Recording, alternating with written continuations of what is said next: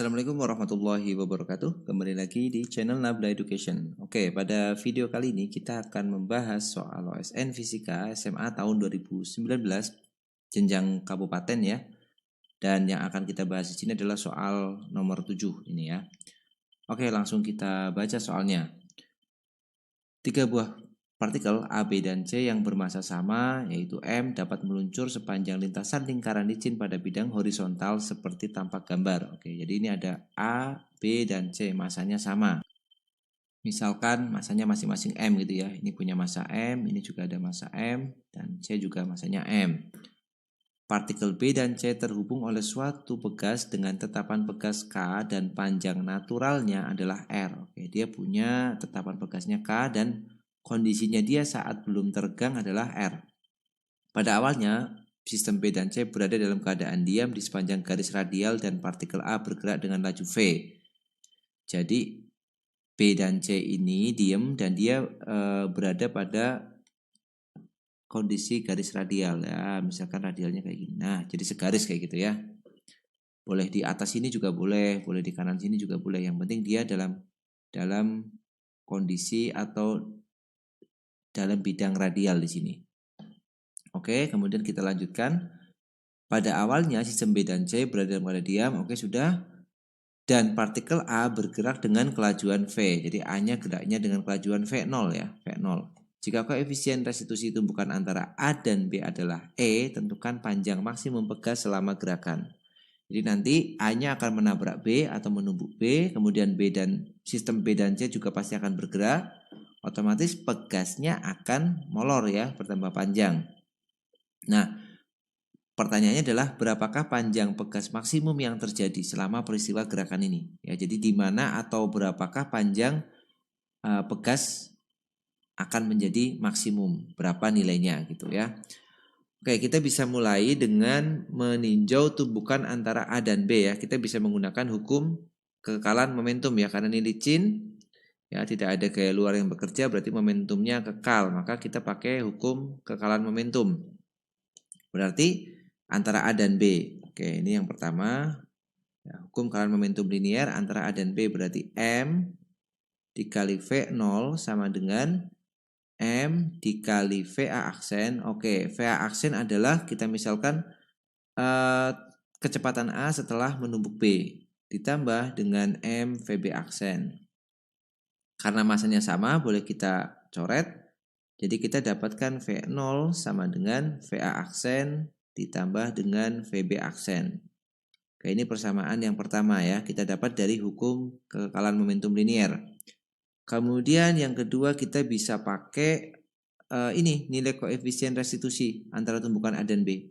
Jadi E sama dengan minus VB aksen min VA aksen dibagi VB min VA. Nah, VB min VA. VA itu kecepatan sebelum tumbukan. Di soal sudah diketahui besarnya adalah V0. Oke, berarti di sini VB-nya 0 ya, karena sebelum ditumbuk A, B itu diam. Jadi E sama dengan minus, kita tulis dulu VB aksen dikurang VA aksen dibagi dengan 0 dikurang V0. Maka negatifnya boleh kita coret ya, ini negatif, negatif. Maka kita dapat persamaan EV0 sama dengan VB aksen dikurang VA aksen. Ini persamaan 2. Oke, dari persamaan 1 dan persamaan 2 kita bisa dapat nilai VB aksennya, kecepatan benda B setelah tumbukan ya. Kita eliminasi 1 dan 2. 1 dan 2 kita eliminasi, jadi kita jumlahkan ya. Jadi V0 sama dengan VA aksen ditambah VB aksen. Kemudian EV0 sama dengan ini penulisannya saya balik, yang di depan jadi minus VA aksen ditambah VB aksen. Kita jumlah, VA aksennya habis, berarti ini E V0 ditambah V0 sama dengan habis, ini 2 VB aksen. V0-nya kita keluarkan, V0 dalam kurung E plus 1 sama dengan 2 VB aksen. Atau kita dapat VB aksennya itu sama dengan V0 E plus 1 ya, saya tulis 1 plus E dibagi dengan 2. Oke, ini persamaan yang ketiga. Nah, kita sudah dapatkan 3 persamaan. Oke, berikutnya kita tinjau kondisi B dan C sesaat atau setelah tertumbuk oleh A ya. Saat B-nya tertumbuk oleh A, kemudian B dan C pada sembarang kondisi, pada sembarang posisi. Oke, kita bisa gambarkan seandainya seperti ini ya. Kita misalkan seperti ini. Jadi ini adalah benda C ya, ini B, kemudian ini pegasnya. Oke. Ini panjangnya kan berarti 2R ya, karena dari pusat ini ya ke B berarti 2R, yang ini panjangnya R. Kemudian ini punya panjang B dan C-nya sembarang panjang kita misalkan S gitu ya. Panjangnya pada saat tertentu adalah S. Nah, kalau teman-teman lihat di sini, dia akan membentuk sudut kan ya, terhadap garis vertikal ini kan ada. Vertikalnya kita misalkan ini vertikal ke garis yang menghubungkan pusat dan benda B itu adalah theta B. Kemudian vertikal dengan garis yang menghubungkan pusat dengan C adalah theta C. Ini theta C. Berarti yang sebelah sini adalah theta C dikurang dengan theta B ini ya. Berarti yang ada di kecil ini ya, yang saya arsir ini berarti sudutnya adalah theta C dikurang dengan theta B. Oke, sekarang kita bawa segitiganya keluar ya. Misalkan di sini kita buat segitiganya. Nah, tadi di sini sudah kita dapatkan nilainya S ya. Di sini S, kemudian ini R. Yang di sini adalah 2R, yang sudut yang di sini adalah theta C dikurang theta B. Theta C dikurang theta B. Nah, dari segitiga ini dengan menggunakan aturan kosinus, maka kita bisa mencari sembarang nilai S ya. Nilai S itu adalah panjang pegas. Panjang pegas setiap saat. Jadi kita pakai aturan kosinus, kita akan dapatkan S kuadrat sama dengan sisi yang lain, berarti 2R dikuadratkan jadi 4R kuadrat, ditambah dengan R dikuadratkan, ditambah dengan 2 dikali sisi yang lain, 2R dikali R dikali cos theta C minus theta B. Atau kita sederhanakan S kuadrat sama dengan 5R kuadrat ditambah dengan 4R kuadrat. Ya, 2 kali 2 4, R-nya kuadrat, kemudian cos theta C dikurang theta B. Nah, kita sudah dapatkan nilai dari S kuadrat ya. Jadi S itu panjang pegas di setiap saat, sembarang pegas. Sembarang panjang ya. Ini persamaan yang keempat. Nah, kemudian untuk bisa memaksimalkan nilai S kuadrat ini atau mencari nilai maksimalnya, kita bisa turunkan S kuadrat ini, fungsi S kuadrat ke dalam T ya. Kita turunkan untuk mencari nilai maksimumnya. Jadi kita ds kuadrat dt kita sama dengan kan 0. Kita akan dapat nanti pembuat nilai maksimumnya dari S kuadrat. Turunkan terhadap T, maka 5R kuadrat turun ini jadi 0. Ya, 0 ditambah 4R kuadratnya tetap. Dikali turunannya cos itu negatif sin theta C minus theta B. Kemudian dikali dengan turunan ini, theta C dan theta B terhadap waktu. Berarti turunannya theta C terhadap waktu berarti d theta C per dt ya. dt ya minus d theta B dt sama dengan 0. Atau kita sederhanakan nih 4R kuadratnya juga jadi 0 ya kan. Berarti kita bisa buat minus dari sin theta C minus theta B dikali dengan, oh maaf, ini harusnya aturan cos ini negatif ya, bukan plus ya, ini min. Oke, ini minus, berarti ini jadinya plus ya. Minus kena minus jadi plus. Minus ini jadi plus, sin theta C min theta B dikali, nah turunan theta terhadap T kan omega, ini kan omega C minus omega B sama dengan 0. Artinya kita punya dua kondisi, jadi S kuadrat itu akan bernilai 0, akan bernilai maksimum kalau ini 0 ya, atau suku yang ini 0. Ya, kita ambil kondisi yang menguntungkan kita ya, kita ambil yang bagian omeganya. Artinya S kuadrat akan maksimum jika nilai omega B-nya itu atau omega C min omega B-nya sama dengan 0. Atau dengan kata lain omega B itu sama dengan omega C.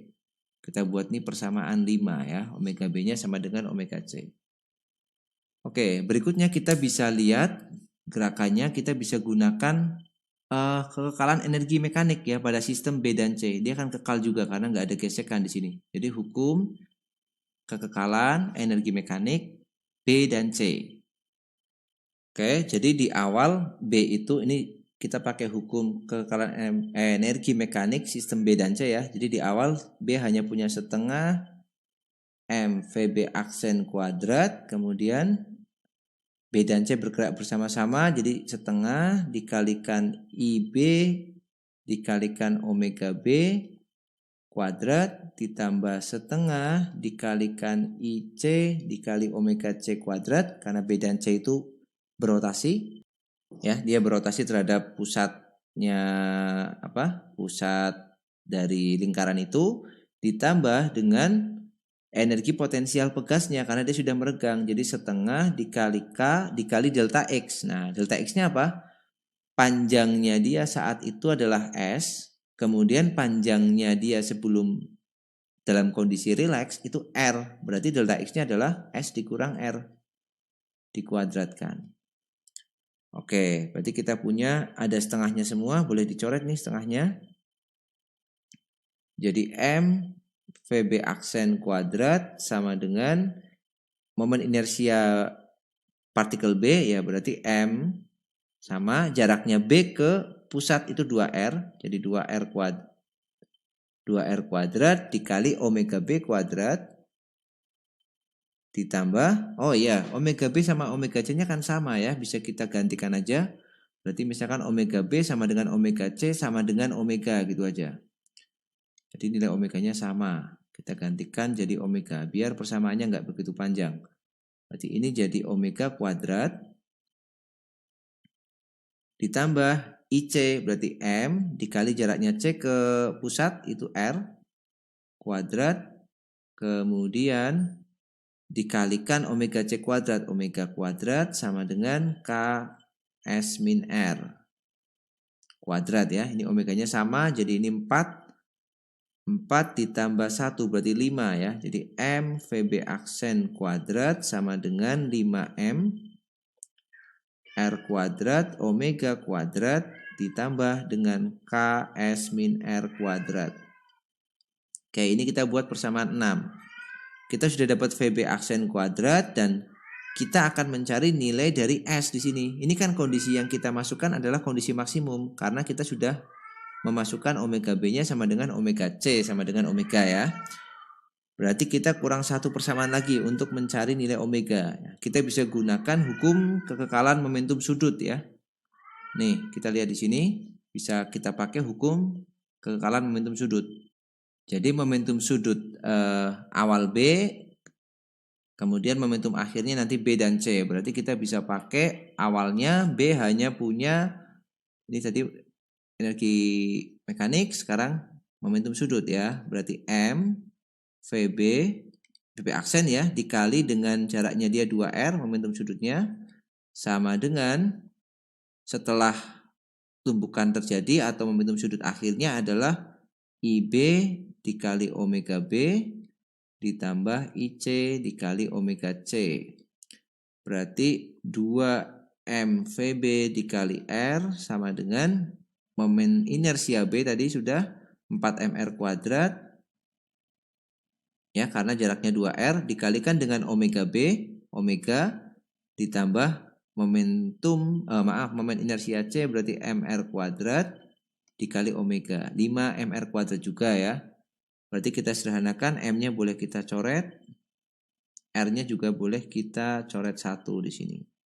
Berarti 2VB sama dengan 4 tambah 1, 5 ya. 5R omega. Atau kita dapat omeganya sama dengan 2 per 2VB per 5R. 2VB dibagi 5R. Oke, ini persamaan ke-7. Nah, kita tinggal memasukkan nilai omeganya ke persamaan 6. Dan nilai VB-nya kita ganti dari persamaan 3 ya. Kita sudah dapat nilai VB di persamaan 3. Kemudian nilai omega di persamaan 7. Kita masukkan di persamaan 6. Berarti M VB aksen. Tadi VB aksennya adalah V0 1 plus E per 2. Berarti ini jadi M persamaan 6 ya. Persamaan 6 akan menjadi M dikali VB aksennya adalah 1 plus E V0. 1 plus E. Nah, 1 plus E V0 per 2 dikuadratkan. Oke, sama dengan 5mr kuadrat. 5mr kuadrat, omeganya ini berarti 4VB kuadrat per 25R kuadrat ditambah K dikali S min R kuadrat. Oke, R-nya boleh dicoret 1, ini 5-nya dicoret, ini dapat 5 ya. Berarti tinggal VB-nya kita ganti lagi menjadi 1 plus EV0 per 2. Berarti, atau gini, VB-nya kita kerjainnya nanti dulu aja ya, biar bisa dikumpulkan dulu. Kita hapus dulu yang sebelah sini, jadi tetap aja dulu M dikali VB aksen kuadrat gitu. M dikali VB aksen kuadrat. Berarti kalau kita pindah ruas jadi M dikali VB aksen kuadrat dikurang 4 per 5 M dikali VB aksen kuadrat sama dengan K S min R kuadrat. Oke. Kemudian kita bisa kerjakan ini berarti 1 per 5. 1 per 5 ya. 1 dikurang 4 per 5 M. Nah, VB-nya baru kita buka di sini. VB aksen kuadratnya berarti 1 plus EV0 per 2 kuadrat sama dengan K S min R kuadrat. Kita akan mencari nilai S. Berarti K-nya pindah ke sini, ke kiri. Jadi M per 5K. Ya. Kemudian kita akar ya, kuadratnya biar hilang. Kita akar dikali dengan 1 plus EV0 dibagi 2 sama dengan S min R ya. Jadi kuadratnya hilang. Yang ruas kiri kita akar semua. Kemudian K-nya kita pindah ke kiri di sini. Jadi 5K, kemudian yang ini diakar. Nah, ini masih ada kuadratnya nih. Kuadrat diakar kan berarti akar kuadrat ya. Berarti di sini hilang kuadratnya. Nah, kita dapat nilai S-nya sekarang. Berarti S-nya sama dengan R pindah ke kiri. R ditambah akar M dibagi 5K dikali 1 plus E per 2 V0. Nah, ini adalah panjang pegas maksimumnya yang terjadi pada saat kejadian tersebut. Ya, oke, itu dia pembahasan soal OSK ya tahun 2019 nomor 7. Semoga bermanfaat. Saksikan terus video-video yang lainnya dan sampai jumpa di video selanjutnya. Assalamualaikum warahmatullahi wabarakatuh.